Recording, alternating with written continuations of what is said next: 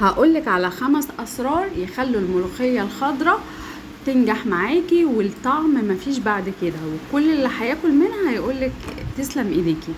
اول حاجة انا سميت بسم الله وجبت كيلو من الملوخية وقطفتها وغسلتها ونشفتها كويس جدا من المية، وبعدين خرطتها. ومع احترامي لكل الناس اللي الملوخية ما بتتضربش في الكبة، والله يا جماعة عندك اي نوع شوربة، بط، فراخ، حمام، ارانب، ايا كان.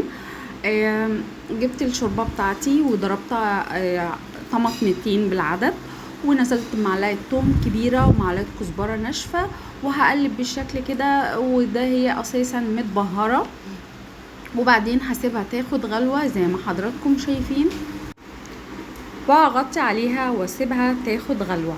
وبعدين هنزل بالملوخية بعد ما خرطتها زي ما حضراتكم شايفين. وطبعا الملوخية الفريش طبعا لا يعلى عليها، مع احترامي لكل الناس اللي ما عندهاش وقت ان هي تعمل ملوخية خضراء، بس طبعا الفريش بتفرق كتير.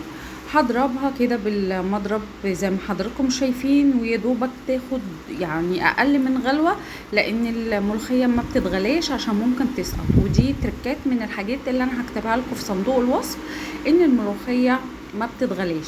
انا يدوبك كده هشيل الريم زي ما انتم شايفين كده، اللي هو طالع من البيكربونات.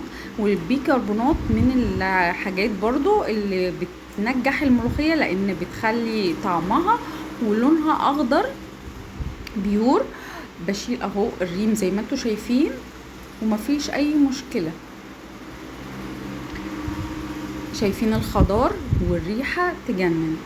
بشيل اي ريم كده ملهوش اي لازمة زي ما انتم شايفين، وهقلب بالشكل كده. ومش هديها برضو غلوة، لان من الخطوات اللي بتسقط الملوخية الغلوة، وان انتي تغطيها بعد ما تحطي الطشة. وحطيت نص معلقة سكر، دي التركية بقى المهمة في الموضوع كله.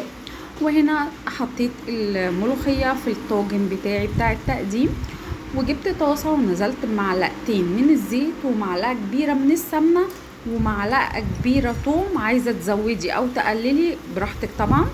وهقلب بالشكل ده، وقبل ما لونه يتغير هنزل بهريسة شطة زي ما انتوا شايفين. برضو عايزة تزودي عايزة تقللي، كل واحد وراحته. وهقلب بالشكل ده. طبعا بقى الريحة مش قادرة اوصف لكم عاملة ازاي، ريحة التقلية بتودي الملوخية حتة تانية خالص. وطبعا نزلت برشة ملح عشان ايه تظبط الطعم، ومعلقة كبيرة من الكزبرة الناشفة اللي هي التركية المهمة. وهقلب بالشكل كده، وهفضل اقلب علشان لون الثوم ما يتغيرش في الطاسة وانا بقلبها، علشان لو اغمق طبعا هيمرر وطعم مش هيبقى لذيذ. يعني افضل كده زي ما انتوا شايفين، ما سيبش الثوم من ايدي نهائي لحد ما اوصل للون اللي انا عايزاه.